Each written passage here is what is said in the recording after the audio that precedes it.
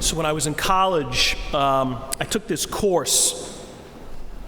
I think it was my junior year, and it was a required class for my major. And it was kind of interesting. It was, in terms of the format of the class, we had this, basically the bulk of it was this project that we were assigned, kind of a semester-long project of research, which would conclude with this pretty significant presentation.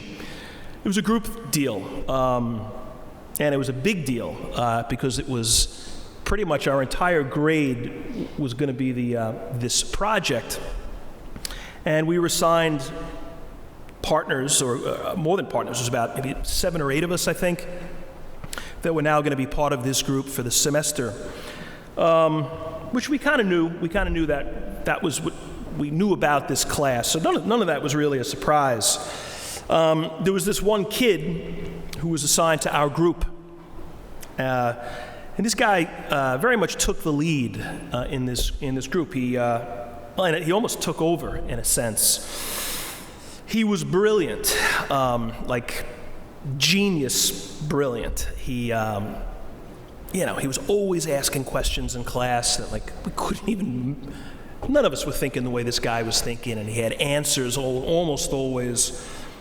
So he was really, really smart, and he was also really, really obnoxious. We really couldn't stand this kid. He just was arrogant and very dismissive of the rest of us in the group. Kind of controlled the group. He was a bully, kind of like an intellectual bully. He knew more than all of us combined. He knew more, and he kind of used that. Oh, and to make matters worse, he wore a bow tie. This guy was like 20 years old, and he wore a bow tie. I mean, I wanted to beat this kid just for that alone. But without question, he was the smartest kid, smartest member of this team, this group. So we worked on this project all semester, and we were all going to get one grade. Like the group was each going to get the same grade. So the team thing was really kind of important. And we had to select a leader, like a captain of the team, who ultimately would give this presentation. Well, this kid was the obvious choice, just because of his intelligence. He could have taught the course, practically. At least we felt that way. That's how sharp he was. And the fact that we were all going to get the same grade, our thought was, all right, if this guy's going to kill it, then he's going to get an A, and we're going to tag along and get the A. So the presenter was really kind of important. This kid just presumed he'd be selected. It was a little bit of like an selection. And you could tell he wanted it so bad. He was the smartest. He was the most articulate. And he was the one who was going to get us the best grade. And nobody voted for him. Nobody except himself. He voted for himself. And it wasn't like we got together and it was going to be like a block vote or anything like that. I think each of us independently just was so turned off by this kid. We were like, there's just no way we're going to give him that honor. So we rejected him because of his arrogance. It's interesting, I think, like sometimes you can have all the answers and still be wrong. Like truth alone actually isn't enough, I don't think. I mean, you need truth, but truth alone, it's not complete. It's not wrong, it's the truth, but it's incomplete if you don't have integrity, I think. When you use the truth, say you objectively have the truth about something or lots of things, if you use it as a sledgehammer, you're probably going to lose. If I have all the answers or most of the answers, but I lack integrity and humility and mercy, in addition to being sort of just a jerk, I'm probably going to lose. The truth that I seem to possess or communicate, it's not going to be embraced. I got a friend of mine was telling me not too long ago, he's reading I think it's a new biography, it relatively recently came out. It's a biography of Thomas Edison, the great inventor. And much of the book talks about his incredible impact on society, really. Just the numbers of inventions and patents that are attributed to him is like staggering. And the number of other inventions by others that never would have happened had it not been for Edison's inventions. Like, it's just crazy. He had an enormous impact on the culture and society. But the book also, so it profiles all that, but then it also talks about Edison's personal life, which was terrible. He had 6 kids. He was married twice. He was married, they had 3 kids, and his first wife died. He remarried, and he had 3 more. And they just say that, according to this book, he was just a terrible father and a terrible husband, because all he cared about was his work. All that drove him was research. He used to say that we really only need 2 hours of sleep a night, and the rest of it should be just focused on work. And in the process, didn't know his kids, didn't have really any relationship with the people he should have known most. He kind of knew the least. Thomas Edison. Sometimes you can have all the answers and still be wrong. I'm going to think about this gospel this morning, and I think what it says to us about truth, and then very often the authority that comes with truth, and maybe like what we do with that truth and that authority, and how important that is. I mean, we just heard the story, Jesus to the apostles. So what are they saying? Who do they think I am? Like, what's the word on the street?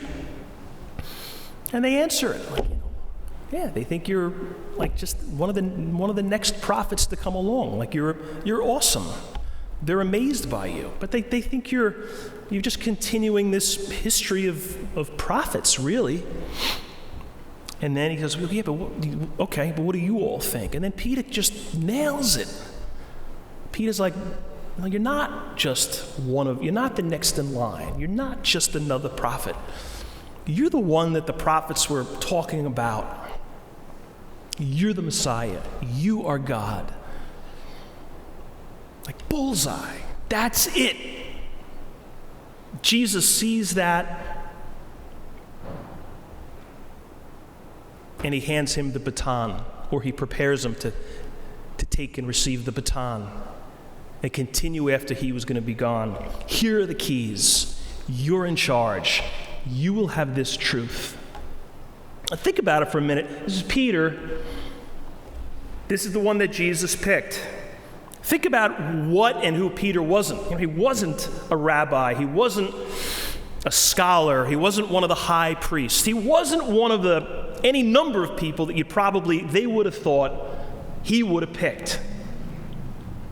He picked essentially one of us. In his case, yeah, he was a fisherman. But he was like us.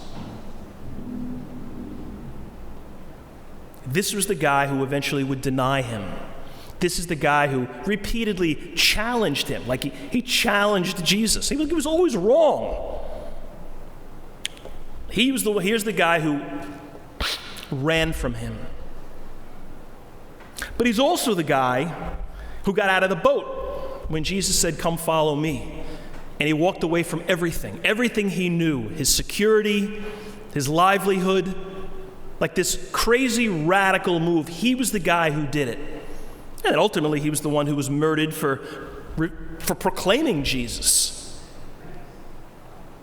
So he was like the best and the worst. He was capable of greatness, and man, he was capable of absolute sin. He was us. That's who Jesus picked. That's who Jesus picks.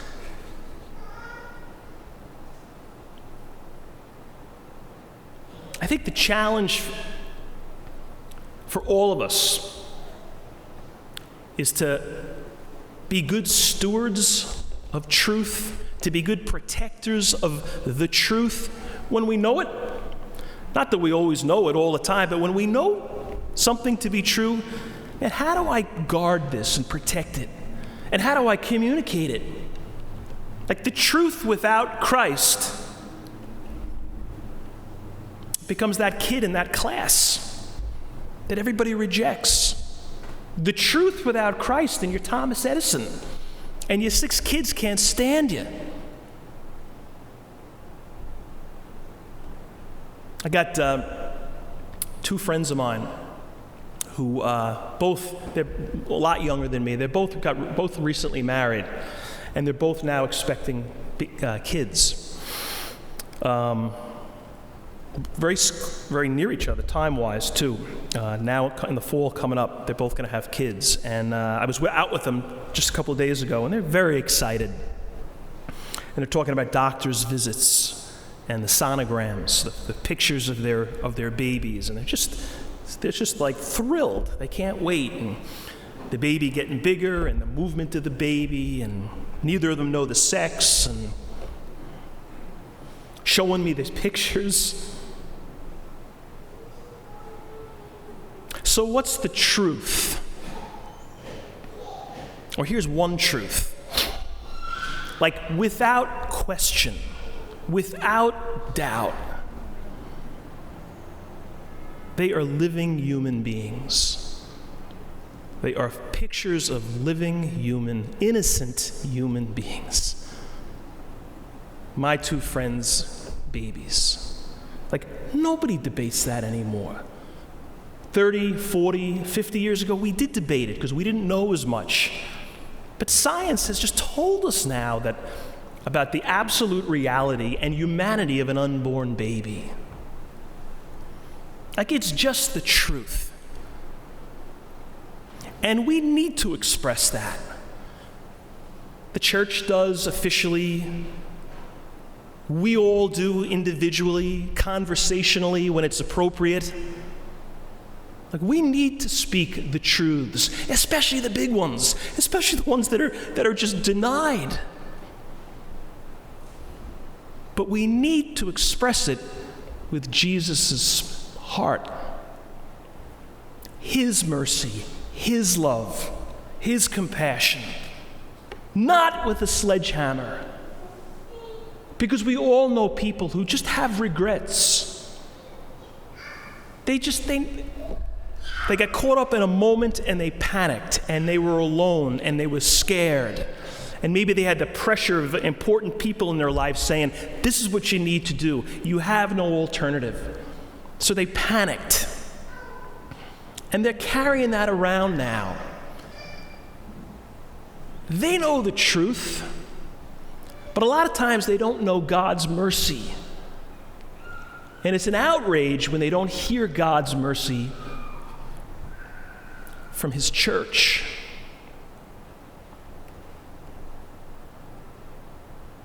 I was talking, this is another friend of mine was telling me, I think it was either last Christmas or the Christmas before, but it was shortly after Christmas. And he was telling me about the Mass he went to on Christmas Eve in his parish.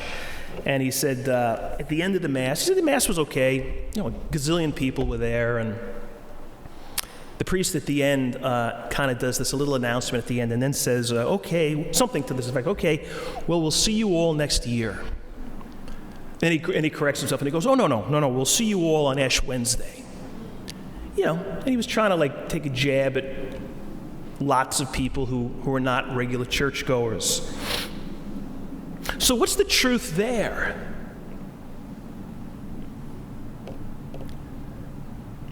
Well, we do need to be here. Because what happens here is essential. Without what happens here, we are off our game. We are without when we're not here. So yeah, That is true. The power of the sacrament, the importance of the Sabbath day, the reality of the Eucharist, that is all true. And we should communicate it, but not with sarcasm. Like, oh, that's really, like, you think that's going to bring people who don't go to church back to church? Being sarcastic? You think, couples that day in that church looked at each other and said, okay, yeah, I guess we better get back? Maybe an inviting church or an inspiring church, a challenging church, but a loving church that communicates God's love. I don't know, it just seems to me that the challenge, like I said, for us as a church and as individuals is to speak the truth. Because we do have the keys. But only speak it with integrity. Only speak it with Jesus. Because sometimes we can all have the answers and still be wrong.